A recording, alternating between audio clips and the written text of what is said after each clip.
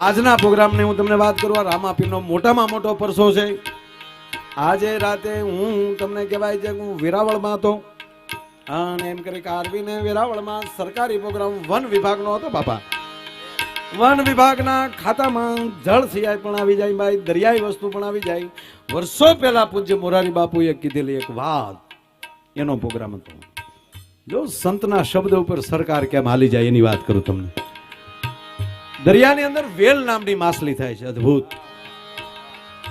ઈ માછલી આખા દરિયામાં, આખી દુનિયામાં બધા દરિયામાં હોય.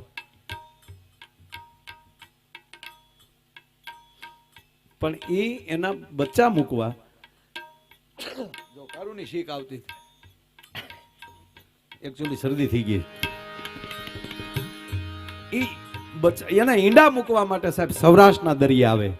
ઈ પૂજ્ય બાપુને કોઈએ વાત કરી ત્યારે પૂજ્ય મોરારી બાપુએ કથામાં એવું કીધેલું કે વેલ માછલી જો સૌરાષ્ટ્રના દરિયે ઈંડા મૂકવા આવતી હોય તો સૌરાષ્ટ્રની દીકરી કહેવાય, એ જાળમાં ન ફસાવી જોવે.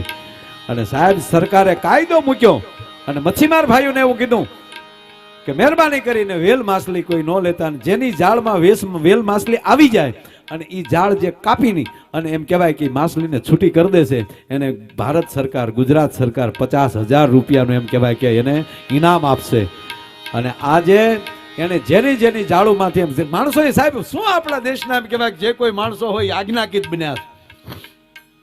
સરકારના હુકમને એક સંતની જીભાનને સાહેબ ખારવાના દીકરાએ માન આપ્યું અને જેની જાળની અંદર વેલ માછલી ફસાણી, વેલુને તેમ કહેવાય કે એ જાળુને કાપી નાખી દીધી સાહેબ અને માછલીઓને છૂટી કરી. એ બધાયનું આ સન્માન હતું ભલામણા ગુજરાત સરકાર તરફથી. કારણ કે આપણે આજ્ઞાનું પાલન કરતા થઈ જાય ને. જો તમે સાંભળજો, નરેન્દ્રભાઈ મોદી આપણા વડાપ્રધાન કોરોના વખતે એમ કહેતા હતા કે ભાઈ બધાય ઘરે થાળીઓ વગાડજો. તો થાળીઓ વગાડવાથી કોરોના વયો ન જાય, પણ એ પરીક્ષા કરતા હતા આપણે કે અહીંયા દિલ્હી બેઠો બેઠો કહું છું અને ભારતની જનતા મારો શબ્દ સ્વીકારે છે કે નહીં. સાહેબ ભારતે શબ્દ સ્વીકાર્યો, બધાય થાળીઓ વગાડી. પછી બીજો ખતરો કર્યો, ઘરે ઘરે દીવા કરજો. આ 2 વાર ઓલું કર્યું ને પછી નરેન્દ્રભાઈ રોઈ પડ્યા હતા. સત્ય ઘટનાની વાત કરું, શું મારો ભારત દેશ આજ્ઞાકીત છે. હવે ભારતને હું જે કહેશ ને એ કરશે, એમાં કોઈ શંકાને સ્થાન નથી.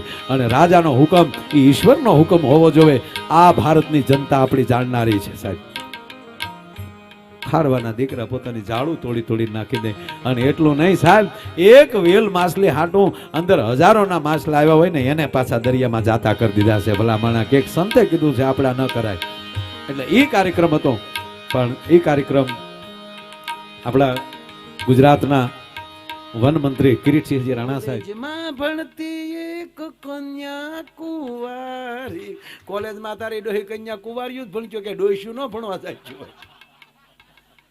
કણબીના ખેતરનું કીધું ને તો એક જગ્યાએ ભાઈ આવ્યા મને કે માયાભાઈ અમે આમ સાંભળી લેજો, કણબીના ખેતરનું કીધું એ મેઘાણીએ વારો તારો કર્યો છે. અહીંયા કે આયરના દરબારના બધાયના ખેતર છે. મેં કીધું મેઘાણીએ લખ્યા ને તેથી કણબી ભાઈઓ જ ખેતી કરતા હતા, આપણા તો ગઢાણ ઉભા હતા બીડ.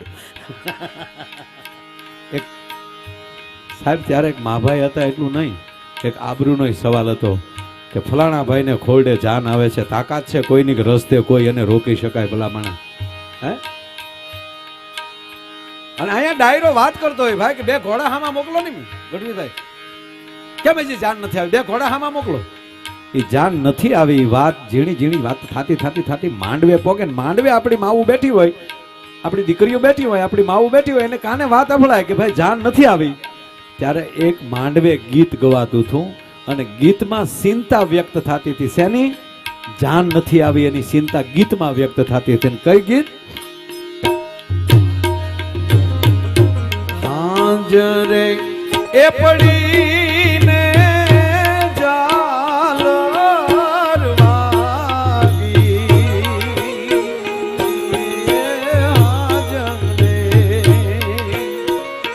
આને લોકગીત કહેવાય, પણ આનો ઢાળ ફરી જાય એટલે લગ્ન ગીત થઈ જાય. અને ઈ ઢાળ તો આપણી માવું જ કાઢીએ કે ઈ કલાકારની તેવડ નથી હો સાહેબ.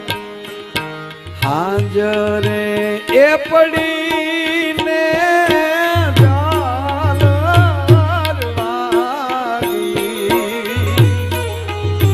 મારી બેની બાલા વરવે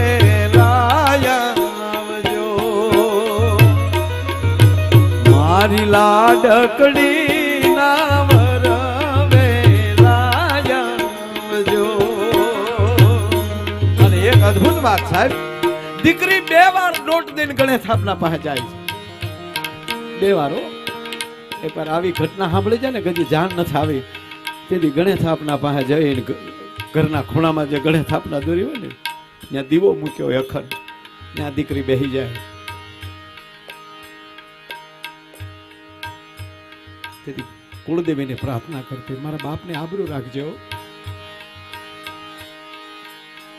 મારા બાપને આબરૂ રાખજો ગણેશ સાહેબ. અને એમાલી એમથી સહન ન થાય કે કેમ જાણનું શું થયું હશે. એ બધાયની નજર છુપાવીને બાપની માઠ મેળી ઉપર દીકરી વહી જાય. શું કામ? બાપનું આંગણું મૂકવાનું તો કાળજામાં વેદના છે જ, પણ ઊંડે ઊંડે પછી પીયું મળવાની ઈચ્છા છે. હા હા. અને બધાયની નજર ફેરવી અને દીકરી જ્યારે એમ કહેવાય બાપની માઠ મેળી ઉપર ચડી જાય, કોઈ મને જોતું તો નથી ને, જે મર્યાદા છે પાછા.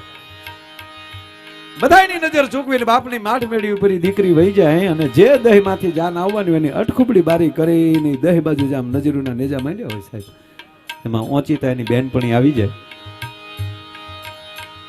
ઓચિતા આવીને આમ ચોટીઓ ભરે મજાકથી, તા તો ખડખડાટ કરતી બધ ભરી જાય. જોઈ ગઈ તું આવી ગઈ ને? હા, તું જાનની રાહ જોશો ને મને ખબર છે. નહીં નહીં નહીં, હું જાનની રાહ નથી જોતી. નહીં નહીં, તું જાનની રાહ જોતી. નહીં, હું જાનની રાહ નથી જોતી ગાંડી, હું જાનની રાહ થોડી જો.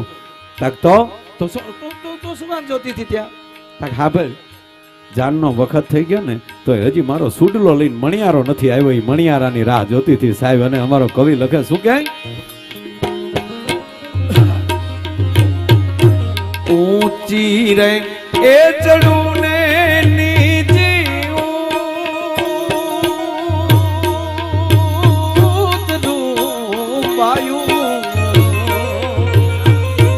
ઊંચી રે એ ચડું ને નીચી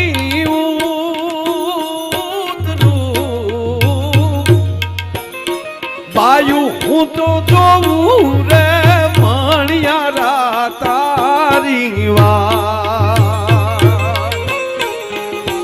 મણિયાર લો જીરે ગોરલ નો સાંયબો એવી મીઠુડી બોલી વાળો છે મણિયાર. આવો ભમરિયા ભાલા